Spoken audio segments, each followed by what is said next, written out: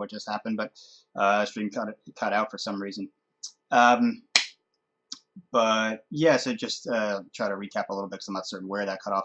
Long story short, I do feel really terrible about what happened in that race there. I again fully locked up. He slowed a little bit more than I was expecting, I think, and I was fully locked up on the brakes trying to not make contact, and ended up being a really light contact. And again, I don't think he even necessarily hit the barrier. I think I might have just spun him basically off into the gravel. But either way, I was a lap down. It's a race, fight that I really wasn't involved in. I was just trying to unlap myself, and I did everything I could not to hit him, but still I made contact, and that's 100% on me. So I really do feel terrible about that because again, we've all been in a position like that where someone, a lapped car, something like that, ends up taking you out, and it's awful when it happens. It really is.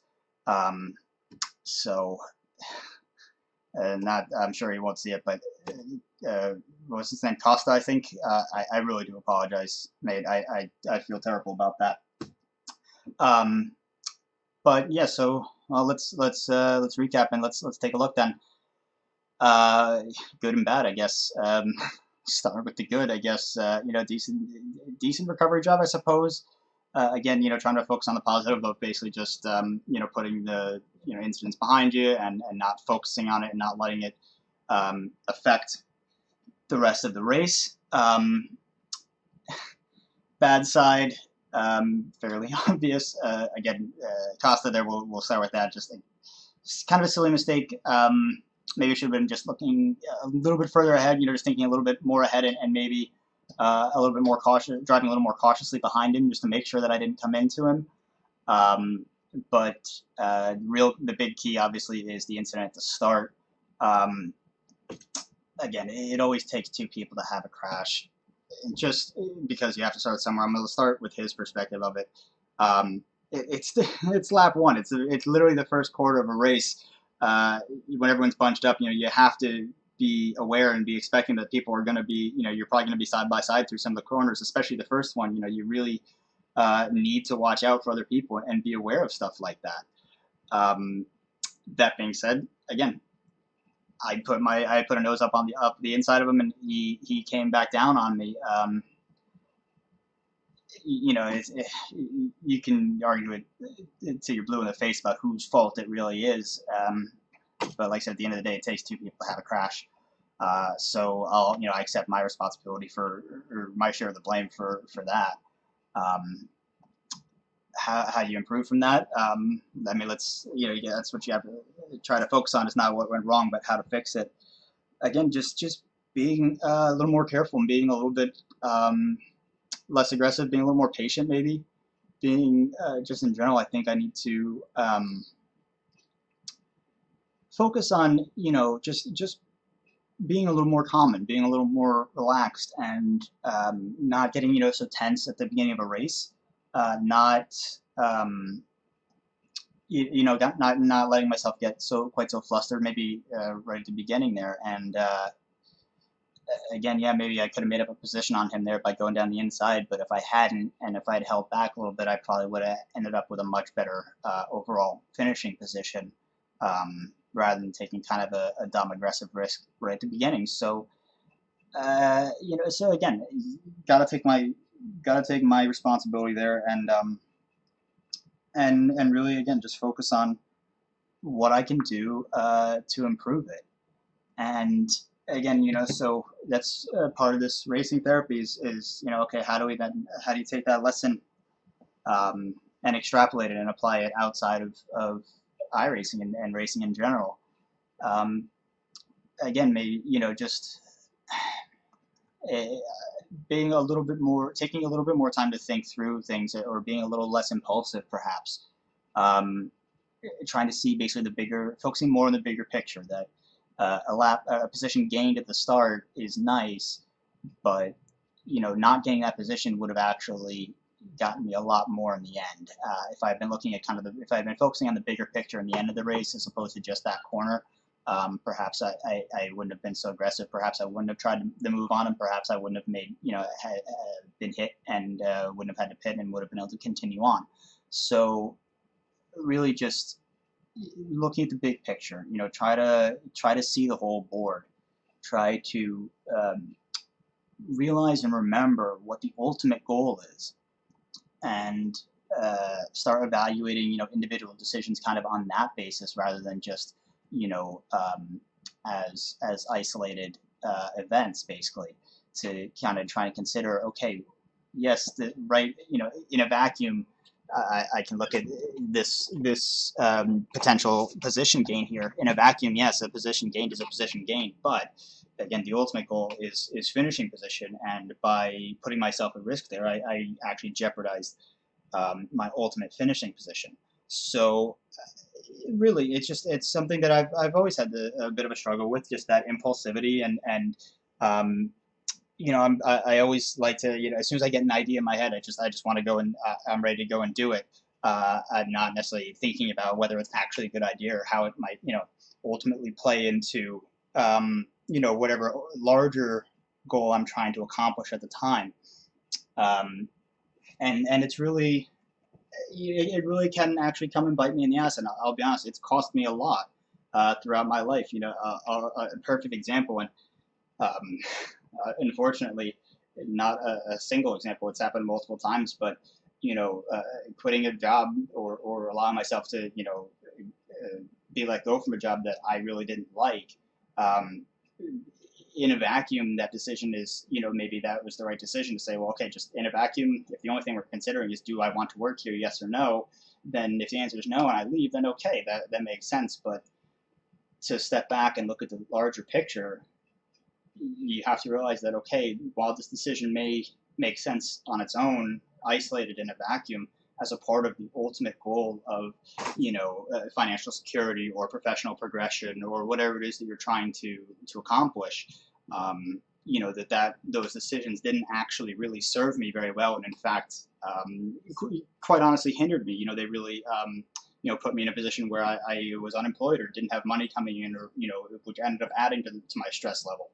So the point is, it's really something I think I need to focus on, is just kind of looking at the bigger picture and understanding how individual decisions and events, how their effects combine, and kind of how cumulatively, well, maybe not cumulatively, but basically how, when taken as a whole, individual decisions that may have been right, so to speak, on their own, may not actually be in a greater service of what I'm really trying to accomplish. So again, that's racing therapy in a nutshell. Try to improve my racing, try to improve my racecraft. It certainly needs it. But then also, let's try and take those lessons that we're learning, and try to apply it, to try to paint it with a bit of a broader brush than just racing. It really can. I'm always kind of amazed by how many of these, um, you know, tips and advice that you'll get on how to be a better driver can really be kind of extrapolated into just advice on how to be a better person. Um, and that's really, I think, I'll speak personally here, but I really think it's something in a lot of ways that everybody needs to work on. Some certainly more than others. I will raise my hand there. But everybody has something they need to improve on. Everybody has, ways that they could be a better person. Um, and really, you have to start. You just have to try. You have to just start doing it. And again, that's really what this is all about. Is just non-zero days, doing something. So you know what? Yeah, there's lessons to take away here, but the biggest one is basically, we entered the race, we finished the race, we did quit out of the race. It's better than, yeah, maybe I didn't finish that well, but it's better than if I hadn't entered or I hadn't started at all. So yeah, we got just about, I'll call it 25 minutes here before the next one. I'm thinking the next race, the 5 p.m.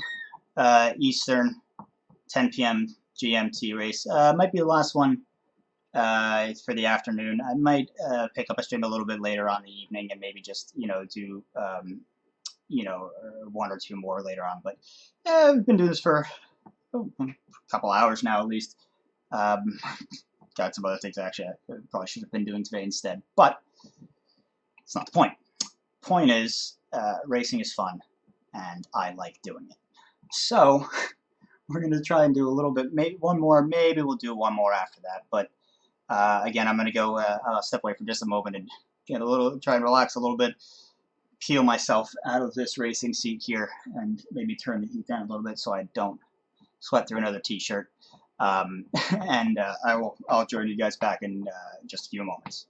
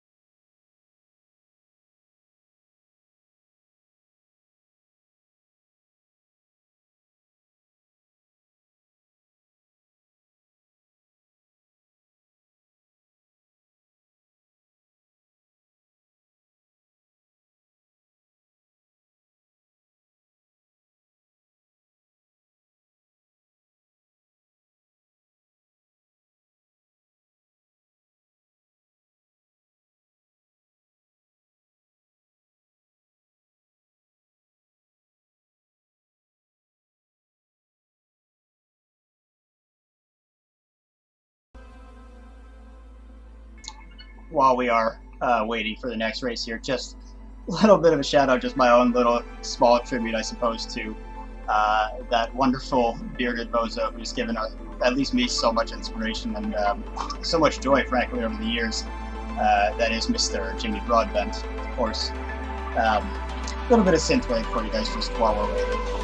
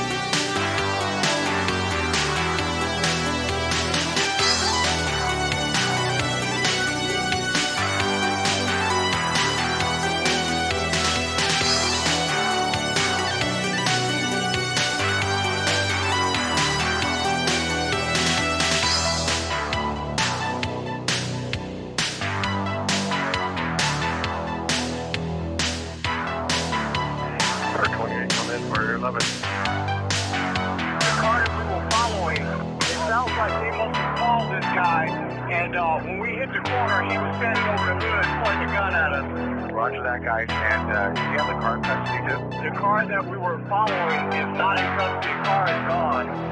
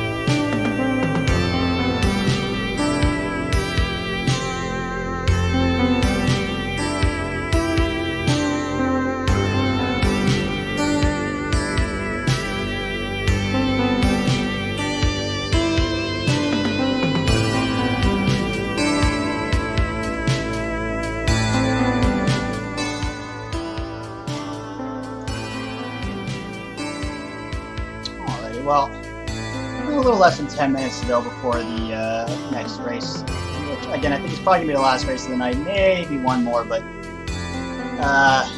I mean, it depends on how I'm feeling after the next one, I suppose, after this race. But for right now, I'm planning on, I think this probably being the last one of the night. But you know, like, so we got about another 10 minutes to just kind of hang out and relax a little bit before then. So, first thing, I guess, again, just I want to say thank you to anybody who's actually been sticking around here. If there's any of you out there at all. Really appreciate it. At least I'm pretending there's one of you watching, or at least one of you watching, so that I'm not just talking to myself. Not that that would be anything new for me, really, just talking to myself. But hey, sometimes, those are the best conversations. At least you're usually on the same opinion.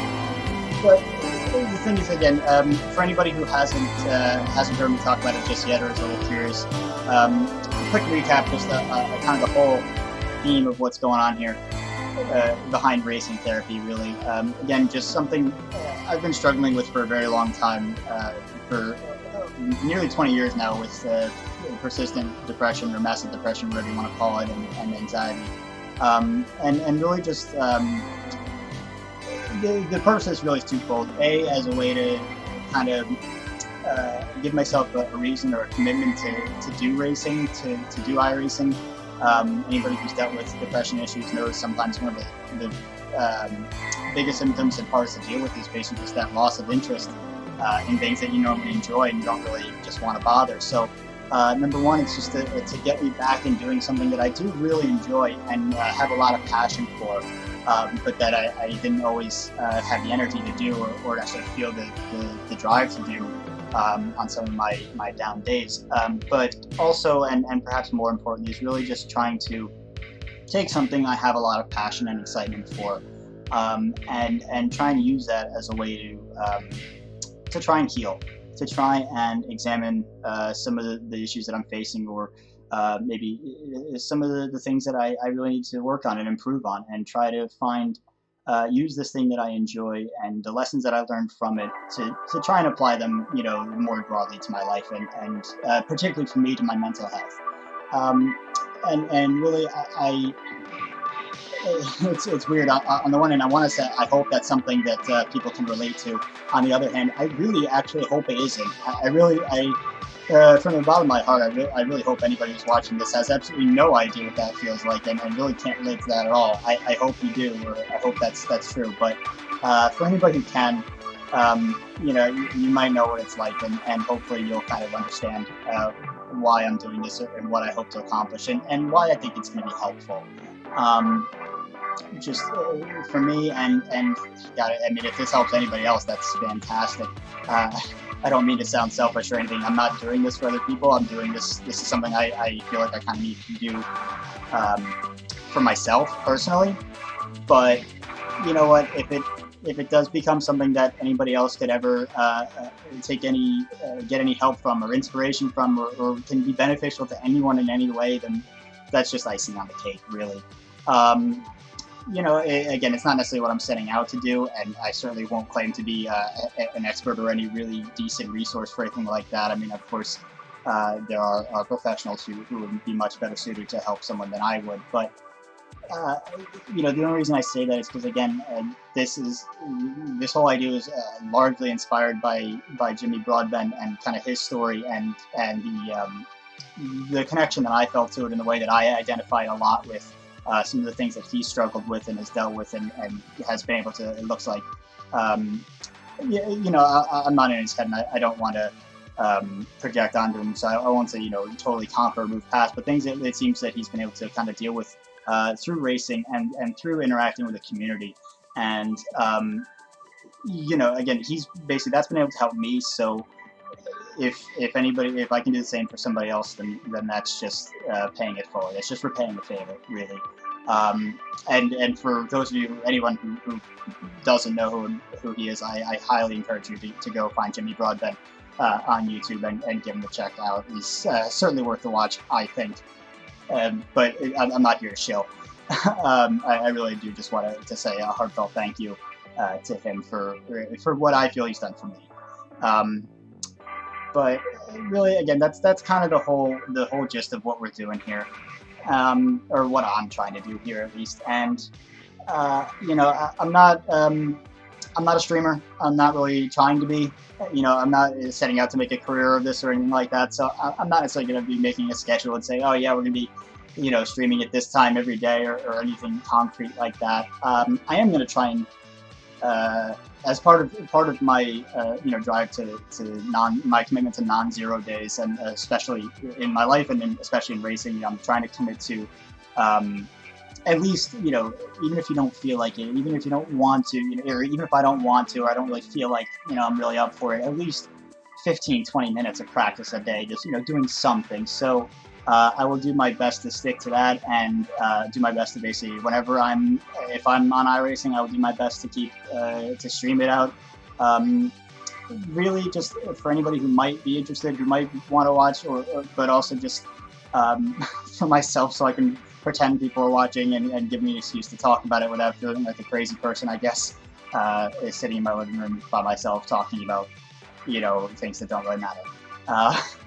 So that's kind of what we're doing here. And again, I'm not going to commit to, hours every day or any sort of regular schedule, but at least for the foreseeable future, I am going to try and do at least a little bit every day. I mean, try and have something up. Even if it's not, a couple hours of racing like this, doing at least a couple, 15, 20 minutes of practice.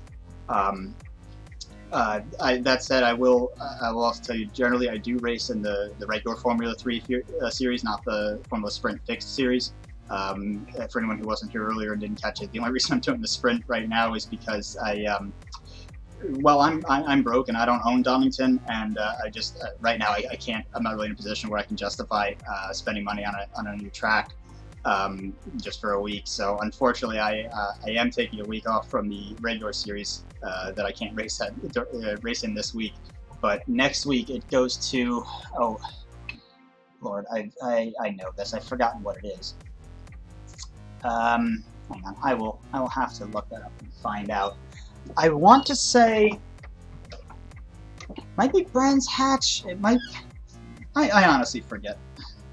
Just a moment.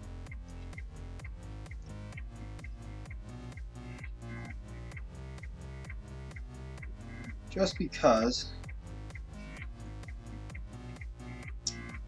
All right. So, okay, I'm wrong. So, all right, week 3. The iRacing Formula 3 Championship actually goes to Interlagos, which I am a very, very big fan of. The week after to Mo Sport, which I don't believe I own, so that may or may not be another week back here in the fixed series, depending on kind of whether or not I can swing a track at that point or what I feel like doing. But the rest of the season really looks very interesting, although, oh no, I'm sorry. That is also incorrect, because that was for I'm looking at the schedule for last season. All right. I'm trying to, for anyone who's sitting here going, like, it's not that hard to look up a schedule. I was trying to look it up through an app on my phone so I wouldn't have to withdraw from the race session and risk not being able to re-register for it. But got a couple minutes. If I do this very quickly, I should be fine. Formula 3 Championship, here we go. Let's look at the schedule. So Donington this week goes to, all right, here we go, to Sebring next week.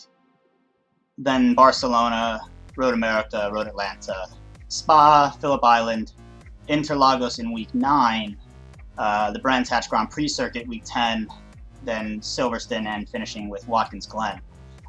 So for the rest of the season, I should be fairly committed to the regular Formula 3 series.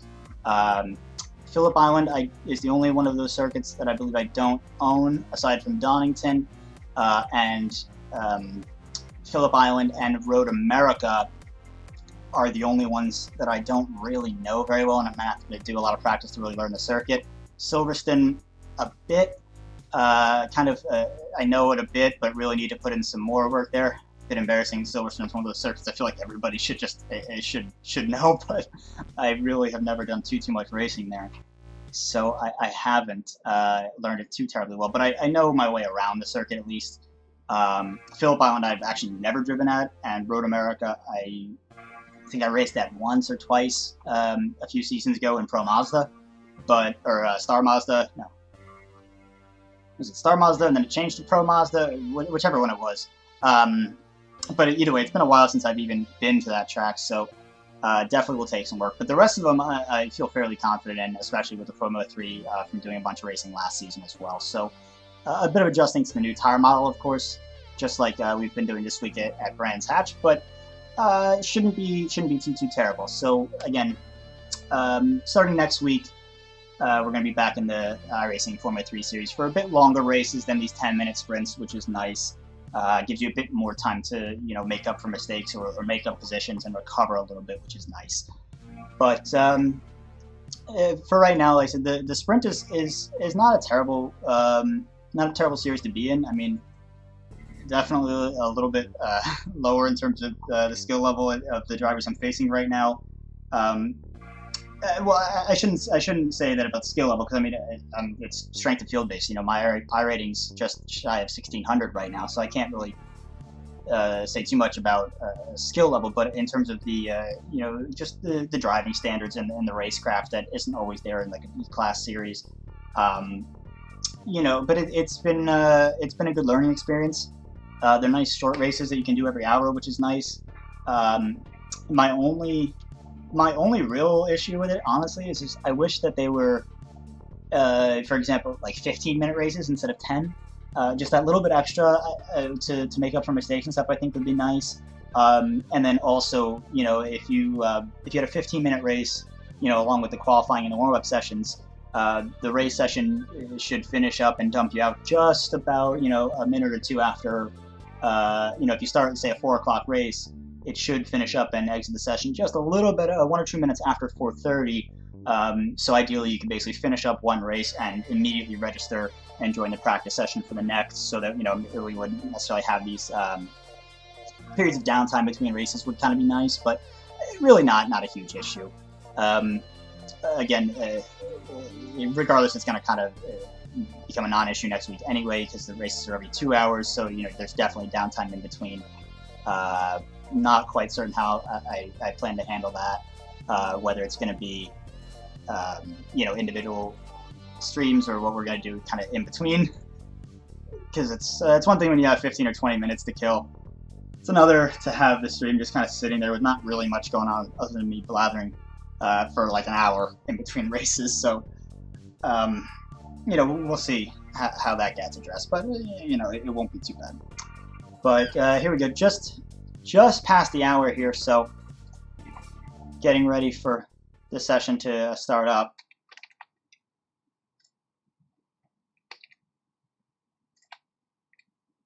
And we'll hop right into qualifying. Do the best I can there. I will say, I'll put my hand up and say I've never been a great qualifier just in general. My one lap pace tends to be, I almost always end up setting faster laps in the race than I do during qualifying. Even in like open setup series, where I can actually run a qualifying setup and adjust the fuel load and things like that. Just never really been great on that one lap pace. Again, kind of something I think I need to work on a little bit in general. Really, just that kind of the nerves, that anxiety. That over the course of a race, you'll find a rhythm and a calm spot, basically a calm time, where you're a period where you've kind of relaxed and settled into a rhythm, and can really kind of put in your best times. And it's really just qualifying is kind of all about just getting into that mindset right away, and that's something that definitely. I'm sure. Radio check. I'm not doing Doctor, radio check. Something it could do better at, just in general, really, I suppose.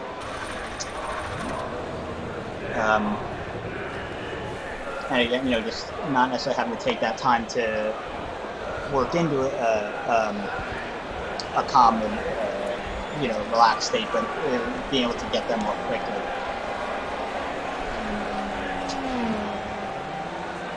Just anyone who is curious, because I have gotten questions about it in the past.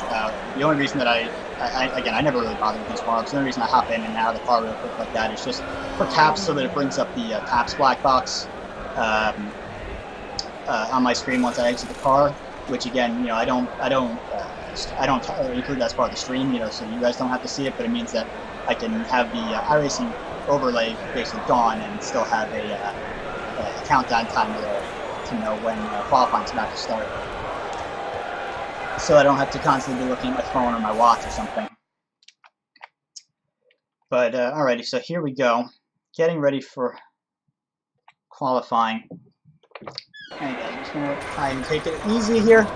I think my strategy last time out, actually, of just basically doing a regular out lap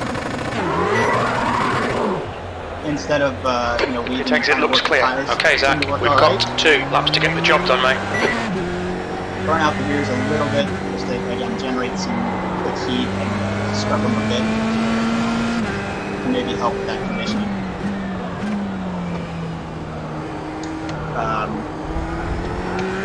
And then just do like an actual outline and see how that works.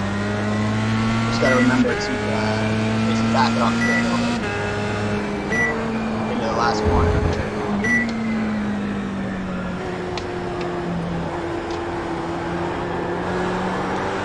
So I can get on the power. Hopefully that's alright. Let's set it back the lap. Turning in still too early. Really need to work on my line for 2-1.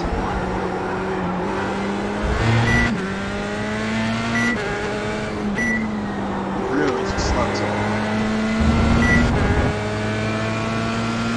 Alright.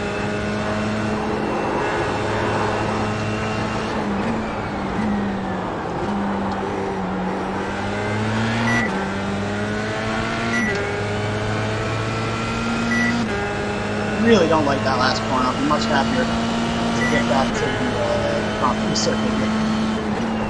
P2.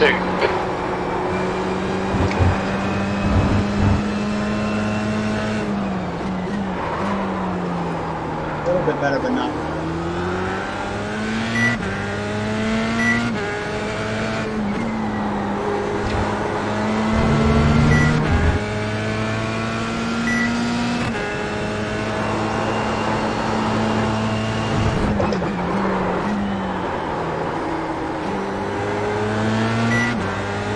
I really am still amazed that people do the 41s in qualifying. That's pretty impressive. I've been able to run, mid 41s as well, but not, it takes me a few laps to work that up, and it's it really, even 42 dead and qualifying is still, I'm decently impressed with.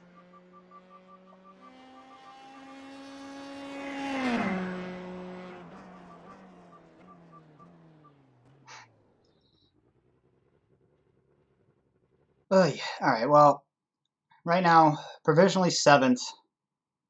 Car 6 of 18. Okay. Decent sized field.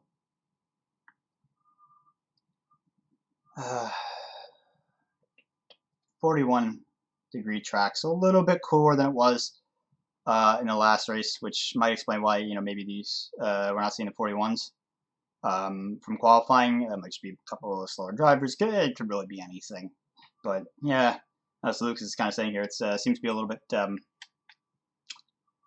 inconsistent with the qualifying times. But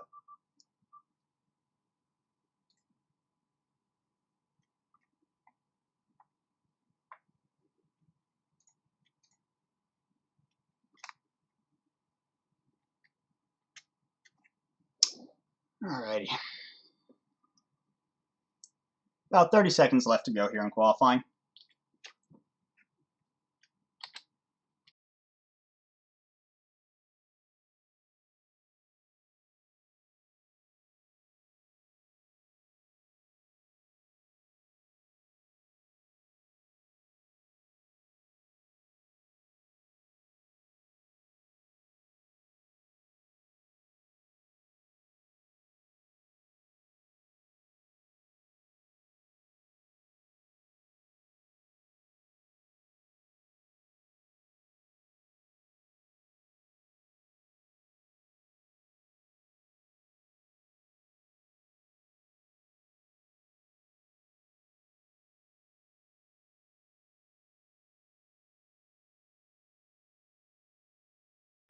That's the end of the session. 7th position.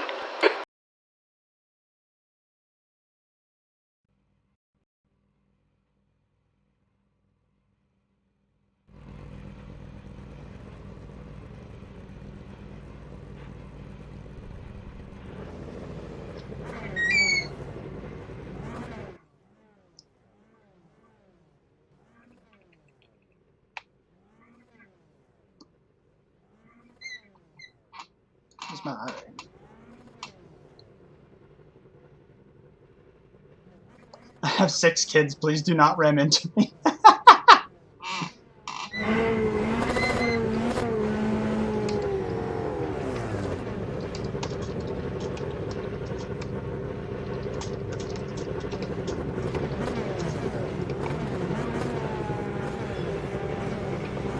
Alrighty.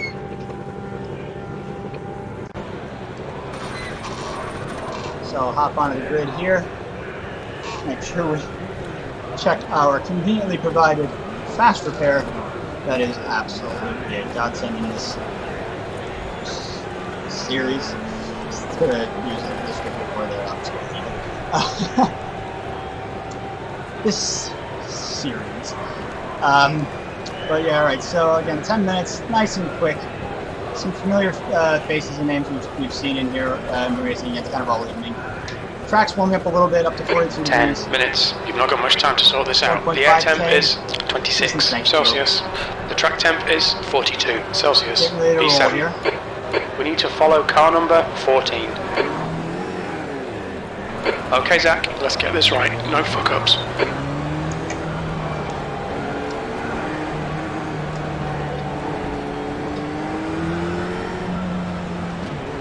Starting in the leader's line, which I definitely prefer here, at least because of just the way the last corner is, and visibility of the leader can kind of be limited if you're in the other line. Plus, this way I'm reacting to the leader ostensibly rather than the leader of my line, who's in turn reacting to the leader.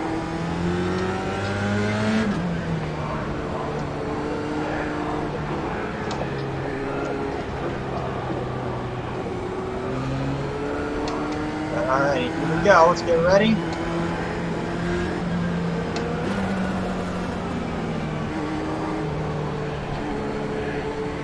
Watch the leader.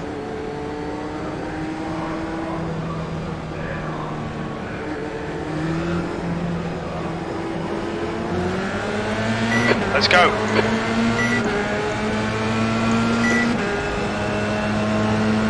Blue flag. Space on the outside.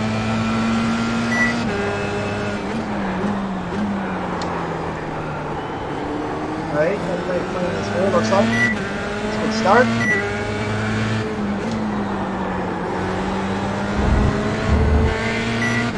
Right side. Still there. Play right. An early position. Are you serious? There's an incident in Clearways. We think it might be Romero. You're kidding me. What happened? Romero is leading the race.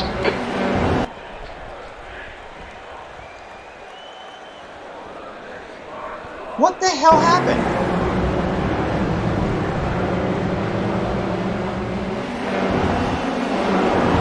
What on earth was that? Cleanly by. Okay. And then he just, yeah, came into me. Awesome. Well done. Good job. Alright. Well, no sense in getting upset about it, but problem is you lose so much time here getting towed back and, you know, waiting to restart, and it's only a 10-minute race. You know, there's not much time to catch the rest of the field and make up positions. I mean, we're just gonna have to do the best we can, really.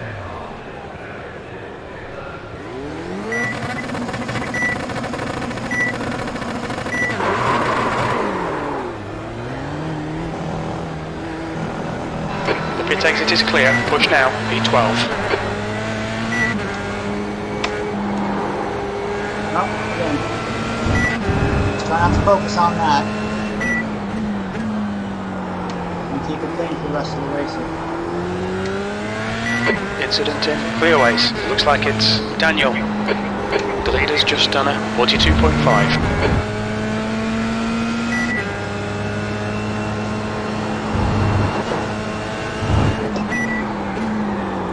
Okay, Zach, the next car is Daniel. Daniel in front is pitting. Just blocking up and being dumb. Car left. Clear left. Oh, great. And it's the one who made man. Okay. 14th.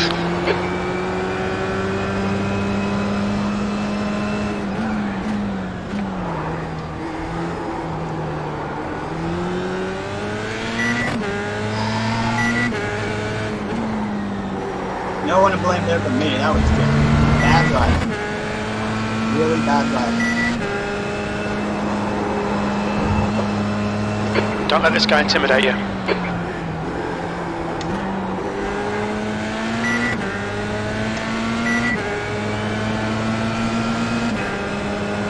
Car right.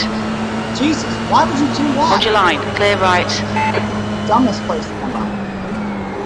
B11. All the room in the world. Jesus Christ! On your right. Just blocking. Hold me. your line. Crazy. Clear right. They pulled out right in front of me. Alright, Zach, we've gone out of track limits. Keep it between the lines. Yeah, and my car is damaged. I really shouldn't pull it in, but if I do, the race is just affected completely over. The amount of time I lose. There's less than 6 minutes to go anyway. 13th place. It doesn't feel that bad.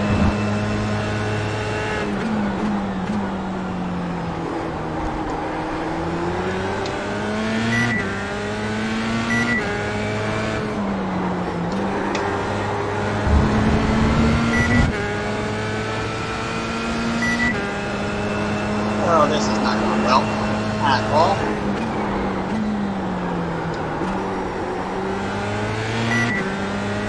A lot of that is my fault. No denying that.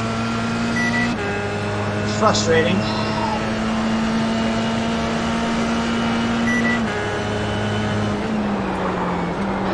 P11.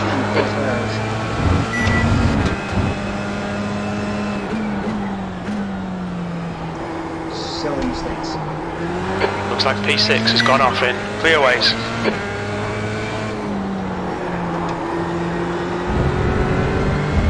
Really shouldn't have done it. Really shouldn't be making these stupid mistakes. The gap to Pinto in front is now 1.2 seconds.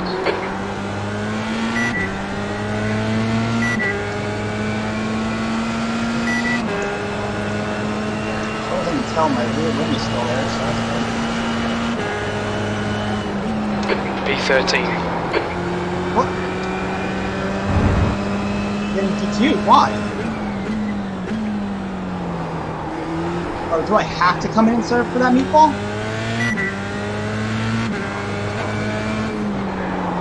Maybe.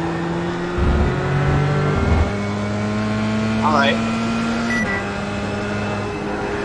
I think that's get DQ if I cross the line. 2 litres Or not remaining. even. What?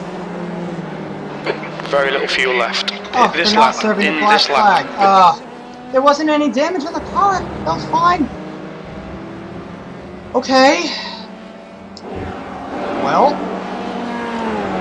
that was really bad.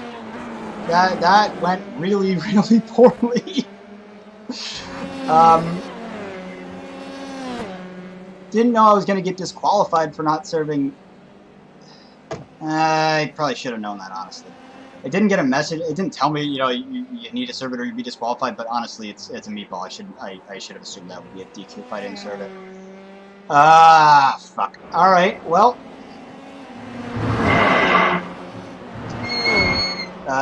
No point really hanging around here.